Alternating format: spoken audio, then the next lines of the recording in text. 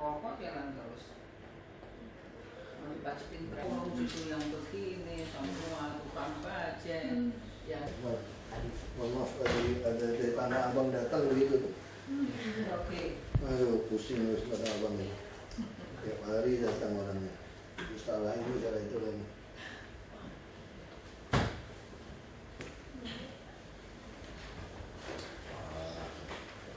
Kurang satu. Tapi nama aku kurang satu kan.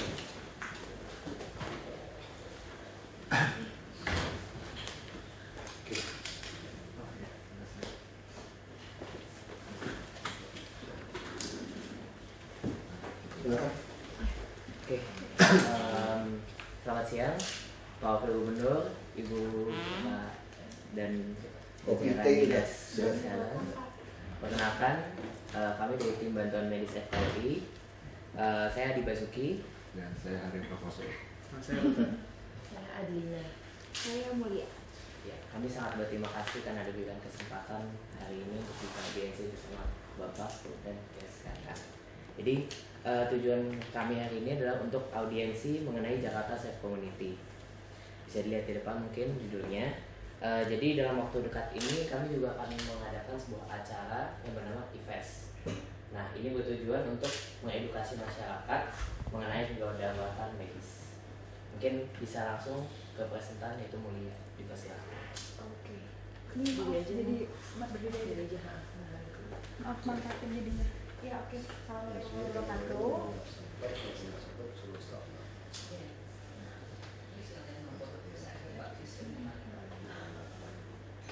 Oke, assalamualaikum warahmatullahi wabarakatuh. Tadi seperti sudah dijelaskan dari Abbas, kami dari tim bantuan medis. Sedikit latar belakang dari tim bantuan medis, kami ini salah satu badan kelengkapan kemahasiswaan gitu yang ada di FKUI. Kami ada di bawah BEM, tapi untuk kami sendiri sih tim bantuan medis ini bergerak di medis praktis dan kegawat daruratan medis. Oke, slide. Jadi emang tujuan kita hari ini ke sini untuk audiensi mengenai Jakarta Safe Community. Untuk latar belakangnya, jadi TBMKU ini punya acara tahunan yang tadi sudah dibilang oleh Adi Basuki, namanya IFES, Emergency Fair and Festival. Itu sejak tahun 2007. Nah, sejak tahun 2007 itu kami mau mengusung yang namanya Jakarta Safe Community ini bersama Prof. Aryono. Beliau itu yang mendirikan AGD 118. Iya, kita ketemu itu. Terus kita beli dari Modern Way kan, katalog itu. AGD 118 dan kebetulan sampai sekarang dia di guru besar ilmu bedah digestif di FKUI gitu.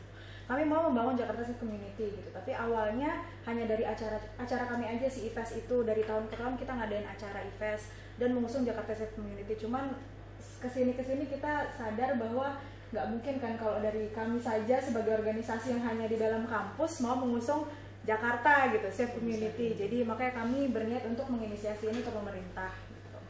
Slide. Oke, mungkin ini penjelasan sedikit mengenai Safe Community. Kami dapat referensinya dari itu www.ki.se/csp/. Jadi Safe Community slide. Oke, Safe Community ini tuh memang ada istilahnya organisasi internasionalnya, mungkin udah mengetahui juga. Kalau menurut International Safe Communities Movement-nya sendiri, Safe Community itu bisa municipality, county atau city gitu. Jakarta sendiri sebagai city gitu kan, yang bekerjanya dia promoting safety, tentang keamanan, pencegahan cedera, terus kekerasan dan kelainan jiwa gitu, atau kayak bunuh diri seperti itu, dan juga pencegahan terhadap konsekuensi dari bencana alam, natural disaster, yang mencakup seluruh umur, jenis kelamin, dan seluruh region dari yang tercakup dalam safe community tersebut. Dan kita juga harus menjadi bagian dari international networknya gitu. Slide. Nah, konsepnya sendiri di situ dibilang bahwa si injury prevention dan safety promotion ini harus kolaborasi dari membernya itu sendiri dan organisasi yang mengadakan gitu. Kalau kita menganalogikan dengan DKI Jakarta, berarti pemerintah DKI Jakarta dengan banyak instansi terkait gitu yang terkait dengan Jakarta Safe Community, dan tentu saja dengan masyarakatnya. Oke, slide. Nah, landasannya itu ini website yang tadi itu, ini websitenya mereka. WHO Collaborating Center for Community Safety and Promotion. Mereka ada di Stockholm, Sweden, si internasionalnya ini. Jadi awalnya itu gimana berdirinya si Safe Community ini, International Safe Community itu awalnya dari adanya conference mengenai injury prevention gitu, tentang disaster management juga. Nah kemudian akhirnya WHO sebagai badan dari PBB yang bergerak dalam bidang kesehatan akhirnya memasukkan si Safe Community ini jadi salah satu bagian dari collaborating center mereka gitu. Oke, slide. Nah ini ada 7 indikator yang mereka nyatakan jika sebuah region tadi kayak city atau sebuah negara mau jadi safe community, ini ada beberapa indikatornya. Yang pertama infrastruktur based on partnership and collaborations. Jadi infrastruktur pemerintahan yang terdiri dari cross sector group, tadi seperti yang sudah saya bilang, instansi-instansi terkait gitu yang bertanggung jawab untuk melakukan safety promotion tersebut gitu. Kemudian ada program-program yang berkelanjutan dan untuk jangka panjang yang mencakup seluruh umur, lingkungan, region, dan seluruh situasi juga. Kemudian program yang akan dibentuk tersebut juga harus dengan target, dengan sasaran memang kelompok-kelompok masyarakat yang memiliki resiko tinggi dan rentan gitu. Dan kemudian yang keempat itu juga harus berdasarkan evidence yang ada gitu, data-data yang pernah ada. Yang kelima masih menyangkut dengan evidensi data-data yang ada. Jadi kita lihat juga berapa banyak kejadiannya gitu, injury-nya berapa kali, penyebabnya juga kita lihat gitu. Jadi kita bisa membangun programnya dari situ. Dan yang keenam dan yang ketujuh itu kalau kita memang mau join, kita setelah mengadakan program tentu saja akan dievaluasi. Dan yang ketujuh, kita harus join si Safe Community Network yang internasional ini gitu. Oke, ini analisis dari kami sendiri sebenarnya untuk yang akan kami analogikan dengan Jakarta. Slide. Jadi ini ada beberapa program yang kami ketahui dari pemerintah DKI Jakarta yang kami pikir sepertinya bisa diintegrasikan untuk masuk ke safe community ini gitu, seperti penataan PKL, berfungsinya fasilitas keselamatan transportasi, SPGDT, sistem penanganan gawat darurat terpadu, dan banjir kanal timur. Mungkin yang 4 teratas itu kalian menganalisis itu bisa jadi program-program yang tadi salah satu indikatornya adalah berkelanjutan gitu, long term, berkelanjutan dan sifatnya infrastruktur juga gitu. Kemudian ini ada pelatihan keamanan. Kalau ini inisiatif kami gitu, gimana kalau misalnya kita bikin sejenis pelatihan keamanan keselamatan berkendara untuk pengendara angkutan umum dan pelatihan pengenaan gawat daruratan bayi gitu. Kalau yang pengendara angkutan umum kita mikirnya di jalanan, mereka ada terus di jalanan gitu. Bisa si angkutan umum ini kan mereka seharian ada di jalanan, hampir 24 jam mungkin mereka narik gitu kan, istilahnya narik kendaraan umum tersebut. Jadi sepertinya mereka perlu nih diberi pelatihan keamanan dan keselamatan. Mereka adalah orang-orang yang dengan risiko tinggi gitu. Kemudian tentang gawat daruratan bayi juga berkaitan dengan ya mereka juga yang rentan, tidak bisa berbuat apa-apa gitu kan bayi. Slide. Nah kalau ini evidence based, penanggulangan banjir, penanganan kecelakaan lalu lintas, dan kebakaran. Oke, kalau ya udah tim bantuan medis FKUI. Nah kalau dari kami sendiri, ini sebenarnya kami ya datang ke sini untuk si Jakarta Safe Community ini. Ya, Jakarta Safe Community ini. Nah dari kami sendiri dari TBM FKUI, kontribusi yang bisa kami berikan untuk Jakarta Safe Community ini, kami ada beberapa acara selain yang IFES tadi. Oke, terdekat kami akan punya IFES tahun ini diadakan di bulan Oktober. Salah satu mata acaranya banyak, ada seminar, ada lomba sejenis PMR gitu untuk anak SMA juga, ada pameran, ada simulasi, ada workshopnya juga untuk seminarnya gitu. Dan tahun ini temanya kegawat daruratan lalu lintas. Kita setiap tahun biasanya punya tema yang berbeda-beda untuk kegawat daruratannya. Seperti tahun lalu itu kita temanya Daily emergency. daily emergency, dan tahun lalunya lagi gawat daruratan, kardiovaskular, tahun lalunya lagi tentang kebidanan, seperti itu.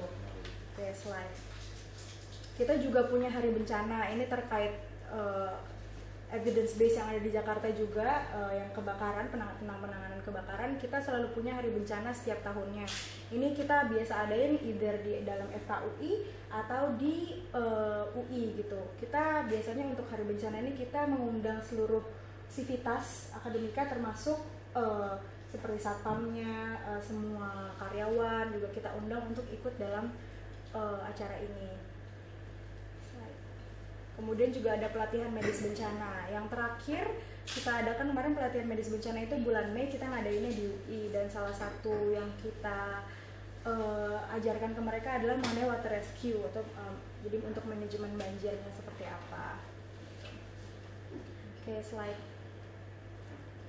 Nah, sebenarnya alasan kami kenapa akhirnya memberanikan diri mau mengaudiensi Jakarta Safe Community ini ke pemerintah, kami menganggap ini sangat penting gitu, karena ya melihat berita-berita yang juga pernah ada akibat kecelakaan itu tahun 2012 ya, 36.710 orang, kemudian kerugian materialnya sampai segitu miliar, pertolongan datang sangat terlambat. Ini juga mungkin faktor kemacetan di lalu lintas, terlambat ditolong gitu. Kenapa pakai nama Ki Haji Wahid Hasyim contohnya? Yang mana ya? Ini nih, saking kerasnya tabrakan, kebetulan dapetnya yang ini. Kemarin kita lagi cari-cari salah satu yang kita ambil yang ini, Pak. Kalau Wahid Hasyim oke lah, nggak usah pakai KH lah.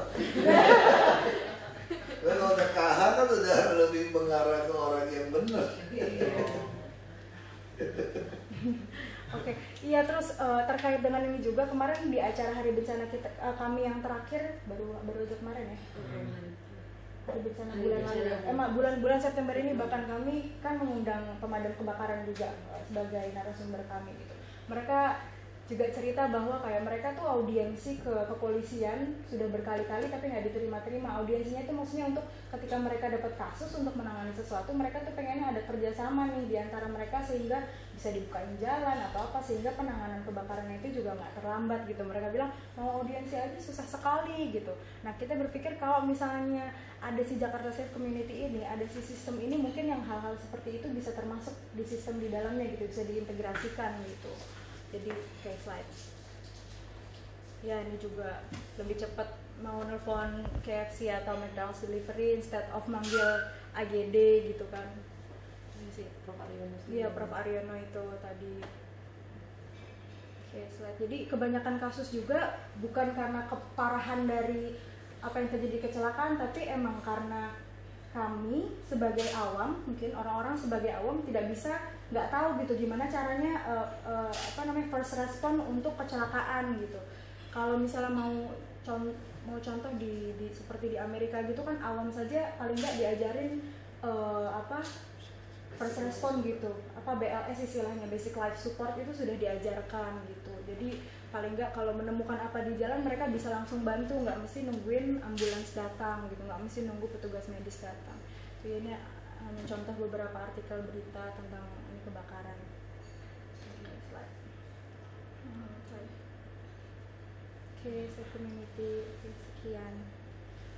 Sekian mungkin presentasi dari presentasi kita mulia. Mungkin hal yang bisa disimpulkan, yang pertama Safe Community sangat penting untuk bagi ibu kota atau city atau kota-kota yang rentan. Dan yang kedua, kami ingin agar Jakarta Safe Community ini bisa dipertimbangkan oleh Pak Wagub dan Dinas Kesehatan.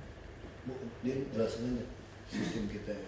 Ya, terima kasih Pak Wagub. Mohon izin adik-adik sekalian yang dari FKUI. Yang pertama, kita mempunyai satu sistem besar ya, ke depan yang disebut kalau di luar negeri 911. Tapi sekarang pola kesehatannya sudah ada yang disebut dengan SPGDT 119 ya, 119, dan itu dengan pakai Telkom bebas pulsa. Satu hari yang manggil sudah. Handphone juga 021 dulu ya, apa 112? Iya, 021. Handphone 021 dulu ya. Kemudian satu hari Pak Wagub penelpon antara 10.000 sampai 13.000. Meja udah berapa? Sudah 8 dengan koordinator dokternya 1, kemudian dengan supervisornya 1. Jadi ada 10. Yang terbesar bertanya ternyata bukan mencari tempat tidur, Pak, tetapi konsultasi kesehatan. Kalau anaknya sakit, ya udah seperti apa? Kalau saya tanya ke Google lebih cepat. Iya. Itu hampir 97%, Pak. Oh, 97%. Iya, 97% bertanya tentang Aduh, salah. 2%-nya mencari tempat tidur, kelas 3, ICU, nicu-nicu, kemudian 1%-nya minta ambulans yang untuk dikirim ke rumah, untuk diantarkan ke rumah. Karena kita buat itu sebenarnya tujuannya untuk 3% itu sebetulnya. Iya, kembali. Dan yang saya bukan orang DKI saja, Pak. Ada orang Papua bertanya tentang malaria, ini kan Papua. Ya nggak apa-apa, orang Jakarta kan pinter. Saya nanyanya ke sini aja, daripada saya mesti datang ke klinik saya berjalan 10 kilo katanya. Bener juga, mereka kan akses Papua kan luar biasa.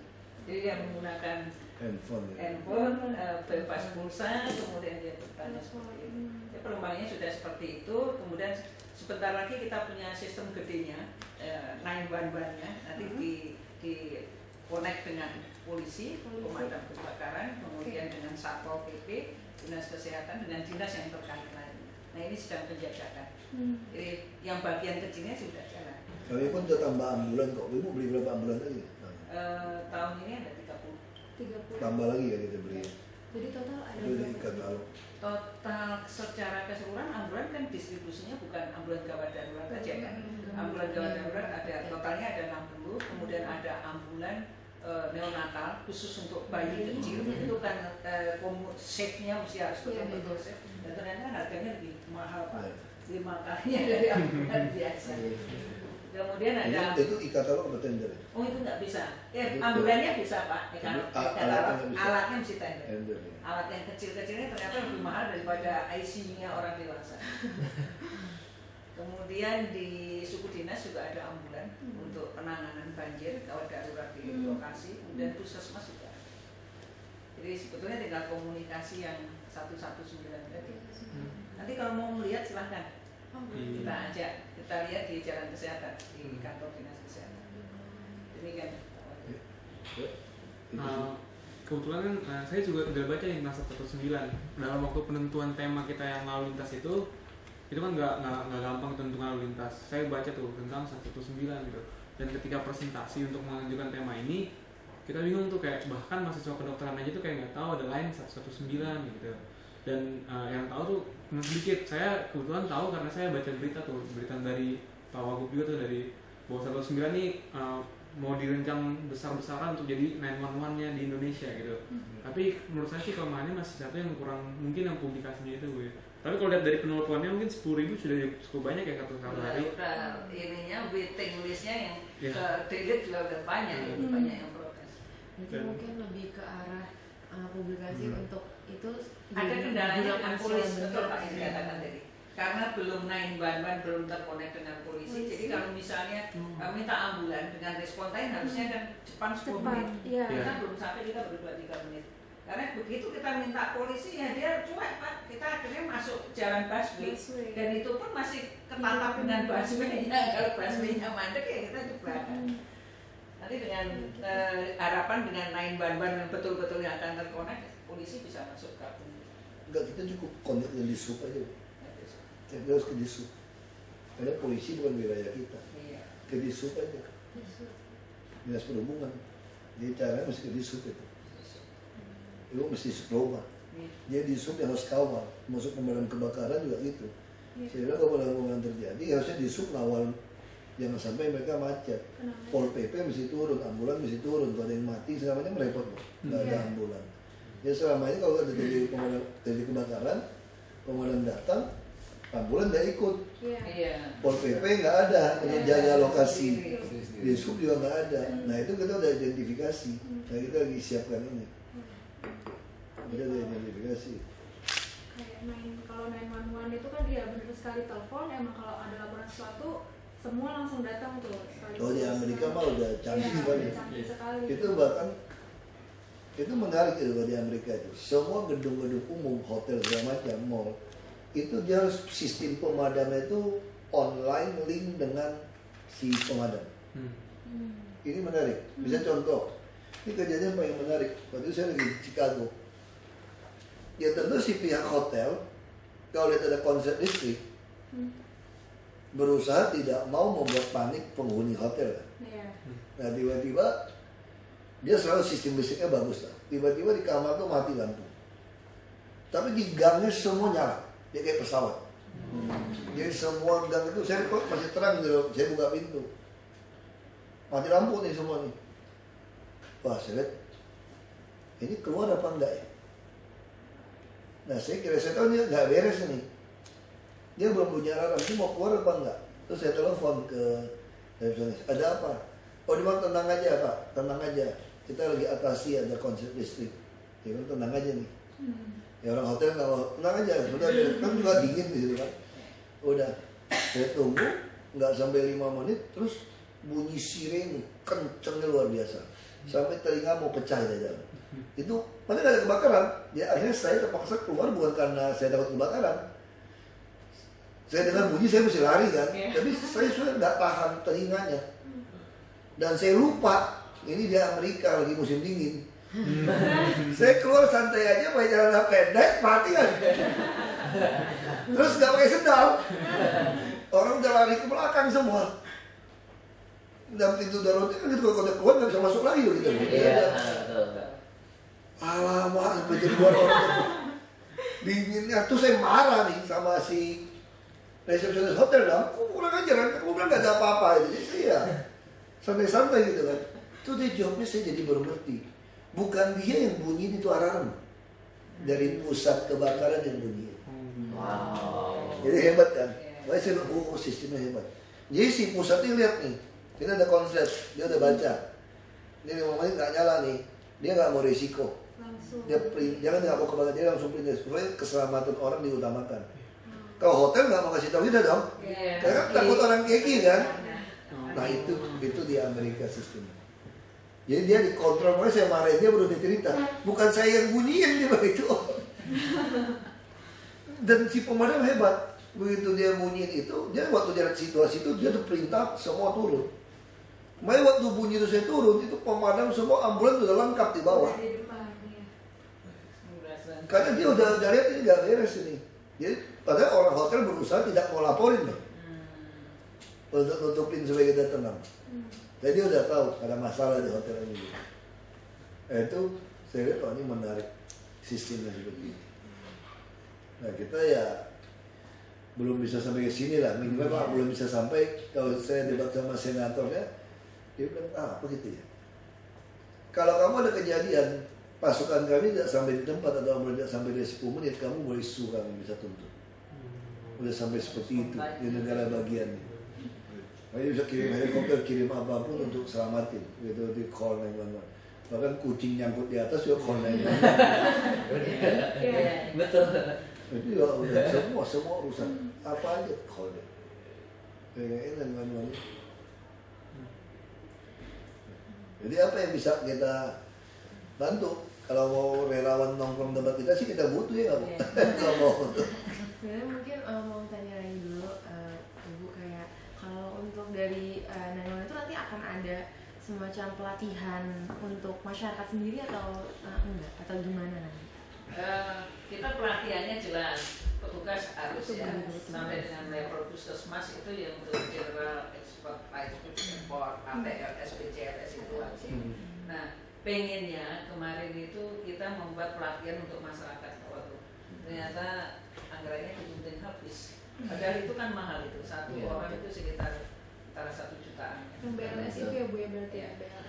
Terus kita punya sampai di mana Bu yang latihan di Pak jantung Surya, untuk Pak Surya kemarin rupanya dia Surabaya Pak, saya kan udah saya sama orang dia udah India pulang, itu. ya dia udah pulang dengan dokter di Belanda kita nggak bisa ke Belanda ya. katanya berapa dok 2,4 satu orang. Iya, nanti aja deh 2014 kalau ada. Mesti dianggarkan, tapi mesti latihan muda-muda lah di Iya. supaya puskesmas naik tidak bisa diselamatkan. Terus kita berusaha untuk ini Pak, teлекardiografinya langsung kita Iya. linkkan antara puskesmas dengan rumah sakit aja. Itu saya lihat yang alat dari Philip kemarin udah bagus sekali semua. Iya. Jadi bisa kalau masuk e-katalog beli di klinik-klinik semua. Lebih baik e-katalog daripada kemarin yang CT scan rumah sakit Atmajaya sangat banyak marah-marah. Jelek. Bukan jaraknya dengan Oh yang iya. rendah 1,4 Enggak, sekarang suruh mereka masukin ke e-katalog aja, langsung beli. Yang rumah sakit Islam juga belum dapat. belum sangat banyak memang. E-katalog aja kalau gitu. Roba e-katalog pusing amat. Kalau jaraknya terlalu jauh kan nanti MRI e-katalog aja, pusing. nggak e-katalog aja. Pusing deh. Dengan lapor kirim surat RKPP sangat bantu kok. Iya. Nggak mau e-katalog aja. Ya, silakan. Ya, banget. Sebenarnya jadi kalau untuk yang kami bayangkan tentang Jakarta Safe Community ini adalah suatu lingkungan Jakarta misalnya yang masyarakat individu dalam masyarakatnya sendiri itu punya kesadaran dan pemahaman mengenai penanganan terhadap gawat daratan itu sendiri. Jadi istilahnya masyarakat itu aman dari mereka sendiri juga. Jadi setidaknya kayak orang-orang misalnya setidaknya orang itu tahu gimana caranya menyelamatkan diri dan lingkungannya gitu. Makanya kenapa ada program-program yang tadi mengenai pelatihan BLS atau kayak pelatihan-pelatihan seperti itu gitu, karena memang kami inginnya dari masyarakatnya sendiri gitu. Sebenarnya mungkin kalau untuk dari tadi yang diceritakan mengenai 911 itu mungkin lebih kepada sistem ya Bu ya, lebih kepada sistem, lebih kepada petugas sendiri. Nah kalau misalnya dari kami sendiri, kami inginnya juga ada nih pelatihan-pelatihan dari untuk masyarakat supaya masyarakat juga terpandaikan gitu dengan sistem ini gitu sebenarnya. Sebetulnya kalau dari Dinas Pemadam Kebakaran kerjasama dengan kita udah banyak yang kita latih. Pada daerah-daerah yang sering kebakaran, Tambora dan sekitarnya itu udah sering kita latih. Jadi kalau Dinas Kebakaran masuk, kita masuk. Karena apa? Dampaknya dari kebakaran kan ada pasti kesehatan masuk. Kemudian diikuti oleh dinas sosial bagaimana dia kalau nanti misalnya terbakar habis dari makanannya seperti apa, kita bertiga masuk. Nah ya mungkin kurang ini ya, publishing terhadap pemberitaannya kurang ini. Tapi itu yang sudah kita lakukan. Kalau yang khusus tadi kita lihat seperti ATLS tadi sendiri, itu yang dilakukan oleh Puskesmas mungkin terhadap kader-kader aja di sekitarnya. Nah harapan kita kalau dengan pemberdayaan masyarakat, kan kesehatan nggak mungkin sendiri kan, itu harus kalau masyarakat tadi dipintarkan oleh kelompok-kelompok masyarakat kan lebih bagus itu. Sehingga adik-adik FKUI mau gandeng siapa gitu. Ya, Prof Aliono udah cukup, levelnya juga cukup bagus itu, sangat bagus dan dia punya ambulan banyak sekali. Banyak. Udah presentasi sini. Iya. Tadi itu. Sudah datang. Kita kerja sama Prof ini juga sering kok ya. Jadi kalau sebenarnya untuk acara event kita yang terdekat itu kan kami ada acara seminarnya juga. Seminar kebetulan tahun ini yang itu kegawat daruratan lalu lintas. Kami tuh sebenarnya jual tiket untuk umum gitu karena memang untuk awam. Tapi kami juga ada undangan untuk jadi perwakilan-perwakilan dari kelurahan. Kami kemarin sempat research juga cari-cari data di mana sih kelurahan-kelurahan yang tingkat kecelakaannya paling tinggi gitu. Kami cari itu dan kami list kelurahan-kelurahannya apa aja. Nggak semua sih, hanya kayak 2 kelurahan tertinggi dari setiap kota administrasi. Kemudian kita Cilincing, trailer yang roboh. Iya. Nah kita juga sebelum akhirnya sampai ke sini kita sudah kerjasama juga sama dinas perhubungan juga, kita submit nama-namanya itu, nama-nama kelurahannya, dan akhirnya mereka nurunin surat undangan untuk si perwakilan-perwakilan dari setiap kelurahan itu. Jadi emang maksudnya kami juga gitu sih. Jadi setiap daerah-daerah ini nanti akan ada yang kita undang untuk ikut seminar kita dengan tujuan nanti ketika setelah mereka mengikuti seminar mereka bisa menyebarkan itu untuk masyarakat-masyarakat di sekitarnya gitu. Cara kita tujuannya salah satunya itu gitu. Dan sebenarnya mungkin kalau misalnya untuk lebih di ininya, kalau saya tadi kan udah nangkep nih kayak 911 sebenarnya udah ada, cuma masalahnya adalah bagaimana masyarakat menggunakannya secara bijak gitu kan sebenarnya, karena ini masih banyak yang di luar konteksnya gitu kan. Nah sebenarnya kita ingin banget gimana kalau kita publikasikan ini gitu ke masyarakat mengenai publikasikan secara benar gitu. Jadinya memang oh ini jelas ada nih di Jakarta ada ini yang bisa dimanfaatkan untuk mana gitu. Jadinya nggak kayak gitu jatuhnya yang ada masa hampir 90% lebihnya malah untuk hal-hal yang nggak sesuai dengan tujuannya gitu kan. Jadi mungkin tadinya sih kami sebenarnya inginnya Jakarta Safe Community jadi program pemerintah di mana yang jadinya kan semuanya itu terpadu gitu kan dalam satu sistem nih. Jakarta akan menjadi komunitas yang aman untuk warganya sendiri, dengan nanti mungkin kan enaknya kalau misalnya ini jadi program pemerintah adalah pemerintah bisa memberikan arahan kan ke instansi-instansi yang terkait. Tadinya kami berpikirnya seperti itu karena ini butuh apa istilahnya kolaborasi juga dari berbagai instansi itu. Cuma mungkin kalau kayak gini lebih jatuhnya mungkin ke publikasi yang secara benar kali ya dari pemerintah kalau gitu mengenai bukan publikasi apa sih istilahnya publikasi supaya masyarakat tuh tahu sebenarnya ada dan memfungsikannya secara benar gitu. Sebenarnya dia tahu buktinya 10.000 sehari. Dia tahu ya mungkin yang 97% itu karena memang dia butuh pertolongan. Yang paling banyak dia konsultasi pada anak bayinya, anak kecilnya. Ya bisa saja mungkin suaminya pergi, dia seorang diri di rumah, terjadi kepanikan, itu yang terjadi. Kalau menurut saya sih nggak masalah. Nanti kalau program gedenya naik luar-luarnya nyambung, ya nanti tinggal sambungannya ke yang gede, tinggal nanti kan di split. Ini urusan kesehatan, kebakaran, polisi, satpol. Kalau tadi ada bicara PKL tadi dan sebagainya, tinggal digedein. Sementara lagi Pak yang Bu Sylvie mau ke Melbourne itu. Mulai dari kesehatan. Dr. Fira ya sana. Udah mengarah ke sana soalnya. Bagus sih. Iya, benar Bapak dan Ibu, sebenarnya kami salah satu tujuannya di sini adalah untuk mengundang Pak Ahok nanti untuk datang ke acara kita untuk mengisi talk show gitu Pak. Tadi mungkin kan ada beberapa orang yang nggak tahu nih mengenai 119 ya Pak ya. Nah di situ mungkin dari situ kalau Bapak datang ke situ dan berbicara kayak gitu, mungkin dari situ bisa publikasi Pak gitu. Iya.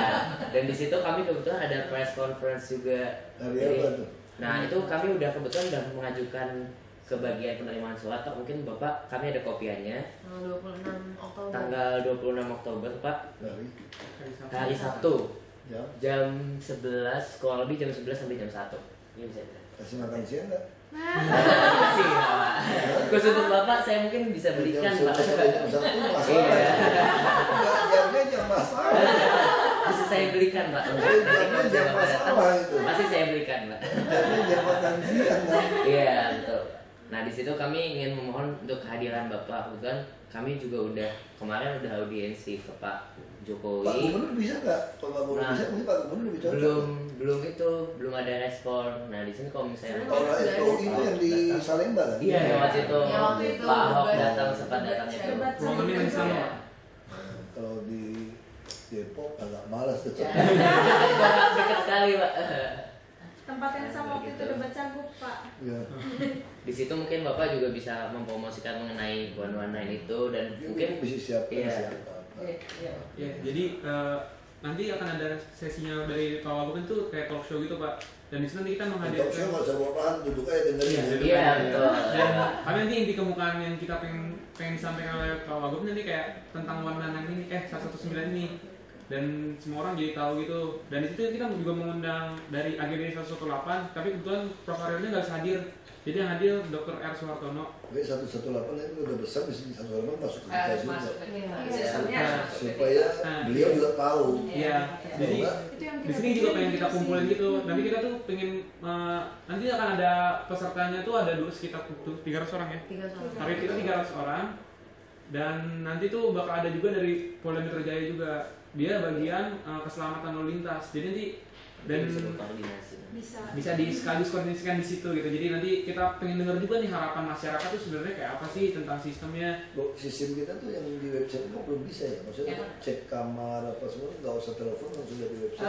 Kalau mereka udah langsung ke 119 dari rumah sakit. Iya maksud saya kenapa? Misalkan saya boleh tidak telepon. Sekarang telepon kan masih penuh. Saya masuk aja ke website 119. atau di dalam Dinkes DKI, di situ ada satu menu 119. Nah saya masuk ke situ, saya langsung masuk ke, kan sekarang semua smartphone banyak. Nah pas saya telepon lainnya penuh, saya lebih baik langsung dari situ rolling ke semua rumah sakit, posisi kamar semua itu loh, walaupun nggak real gitu ya. Mesti ada satu program tersendiri Pak. Gitu ya. Jadi maksudnya, misalnya contohnya kayak saya pakai, karena dari Tarakan dengan smartphone ini saya bisa masuk dengan masuk jalurnya ke Tarakan. Jadi ada satu link lagi. Nah itu harus kita buat. Nggak, maksudnya gini, misalkan sekarang orang kan udah tahu Dinkes ada Jakarta Go ID. Nah, jadi saya langsung masuk 119. Itu yang mesti, ya nanti kita Ya kan, masuk ke 119 atau bisa aja di promosi saya masuk situ, saya langsung keluar Tarakan kan posisinya kan. Iya. Kalau saya mau kontak Tarakan, ada telepon Tarakan aja, sehingga saya bisa langsung ke Tarakan misalnya. Daripada ini ngantrinya lama, misalnya seperti itu. Ini masih boleh dibagi. Kalau kan 8 orang, kalau saya nunggu, padahal saya cuma ingin tahu di rumah sakit mana ada yang kosong. Nah kalau ada semua link rumah sakit, saya langsung lihat kan Mbak. Nanti saya tinggal telepon, karena kan tiap rumah sakit kan bisa aja orang ICU masuk, telepon 1 jam, setengah jam kan pasti berbeda juga di lapangan. Saat ini ada berapa rumah sakit yang udah ke link ke 119? 60 dari 92 rumah sakit yang kerjasama. Rumah sakit daerah, rumah sakit pemerintah, rumah sakit swasta. Swasta juga. Justru yang minat tuh rumah sakit swasta Pak waktu, karena terpromosikan kan. Kelas ini kosong, nggak kelas 3 aja kok yang nyari Pak. Kadang-kadang dia nyari kelas 1 VIP. Ini narasumber sama talk show itu 2 biji. Enggak, Jadi satu aja kan? satu lagi narasumber tuh untuk narasumber di press conference. Pak. Jadi acaranya 1 hari Iya, Pak. acaranya 1 hari. Datangnya jam 12 boleh gitu kan? Kebetulan jam 11 Pak acaranya Pak. Jam 12 press conference saya gitu. Sama media-media. 11 talk show-nya tadi. Iya, jam 11. Waduh, ini masuk tentang Pak Jokowi lebih cocok nih. Sebenarnya kemarin itu kami sudah mengajukan surat juga, tadi kan kami kan ingin mengaudiensi mengenai Jakarta State Community kan juga ke Pak Jokowi, cuma kemarin akhirnya karena mungkin Bapak lagi sibuk jadinya dialihkan ke biro kesos ya, biro kesos. Kita ketemu sama tata pemerintahan. Cuma masih belum sampai sih sebenarnya kemarin maksudnya itu dari biro kesos.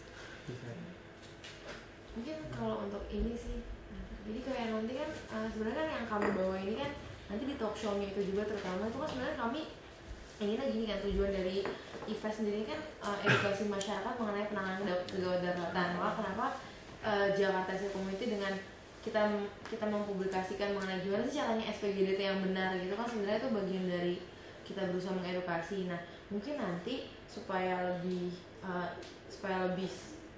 tersampaikan nanti di talk show-nya itu kita hubungkan juga sama one ini gitu ya. Jadi mungkin berarti kalau gitu apa yang tadi sebenarnya sih harapannya juga apa yang tadi kita ajukan, nanti akan ada program-program yang berkelanjutan untuk masyarakat yang kelompok-kelompok masyarakat yang high risk dan vulnerable itu bisa masuk juga sih kalau bisa nanti ke 199 ini, biar nanti kita highlightnya selain Jakarta State Community yang ingin kita bangun ini melalui 119 ini. Mungkin ini sebenarnya mimpinya besar banget sih, cuman mendengar sudah ada inisiasi program itu mungkin banget sih sampai ke sana. Maksudnya dengan integrasi dengan instansi-instansi yang lain gitu. Jadi sudah ada gitu. Sudah ada. Tinggal nanti kalau memang benar-benar mau jadi bagian dari safe community ini, ketika kitanya sudah merasa cukup yakin dengan kestabilan sistem kita sendiri, kita bisa daftar gitu istilahnya di safe community ini. Soalnya udah lumayan banyak sih di dunia hitungannya dunia. Masyarakat banyak yang latih. Kemarin teman saya meninggal gara-gara latihan ini. Saya ada protes itu. Yang latih siapa? Bukan latihan. Jadi gini loh. Orang udah usia hampir 50. Seharusnya itu nggak perlu latihan fisik untuk nyelamatin orang. Kalau umur kami ini cuma pengen tahu gimana cara nolong orang, bukan latihan fisik bisa gotong orang gitu loh. Jadi nggak perlu latihan saya itu mesti lari, berenang, begitu naik. Makanya saya bilang ini pelatih kurang ngajar, pelatihnya nggak bisa tolong. Oh gitu. Karena mau nolong safe-nya, umur kita yang penting harus ngerti kan orang gejala stroke, gejala jantung. Ngapain saya mau putus nyawa untuk nggak bisa sampai waduh sampai susah banget itu kayak main bola kaki itu ya. Itu udah lama. Kecuali kalau kita main terus dari muda bisa. Ini kan udah enggak terbiasa juga. Kita kan cuma cari keringat bukan cari medali lagi. Tiap hari bisa keluar keringat satu macam kaos udah bagus gitu. Iya betul Pak. Ya saya olahraga tiap hari. Ya olahraga yang ringan yang bisa bikin satu baju basah 35 menit udah oke. Betul. Kalau mau lari sampai wah kayak anak saya kan, wah apa payah dia bilang ya. Kamu umur 15 tahun dia bisa lari kenceng 45 menit, saya masih bisa kejar. Bisa rontok kaki saya berat itu. Nah, itu masalah itu. Iya. Itu ya, makanya kadang-kadang orang nggak ngerti dah paksa kayak gitu latihan angkat. Itu pelatihan di mana ya Pak? Ada swasta bikin gitu loh, bayar mereka tuh saking banyak yang pelatihan begitu. Ikut pakai baju seragam, wah keren lah ya. Ini orang-orang punya duit kan. Jadi karena ada juga yang bikin bisnis kayak begitu gitu loh. Organisasi soalnya kan bayar sama mereka. Tapi katanya udahlah, itu meninggal kan kadang udah diatur Tuhan. Ya betul diatur Tuhan, tapi kamu nggak perlu gitu latihan gitu. Udah perut buncit-buncit pakai seragam merasa gagal-gagal gitu. Itu ngapain sih? Pakai trainingnya, bajunya. Saya ngerti secara psikologi, saya tuh anak biologi. Terus waktu saya teringat kalau liburan kuliah semester, semua fakultas yang lain itu pasti apa tuh Mbak? Camping, wah tenda apa gayanya tuh Mbak? Biasa kan orang nggak pernah. Kalau kami anak geologi tiap hari pakainya begitu. Tiap hari kalian naik gunung kan pakai sepatu boot. Nah tapi untuk orang yang bukan jurusan itu kan gaya kan. Pakai gitu naik gunung bawa ali kita mau sampai butuh liburan, aku pengen di kolam renang nonton ya.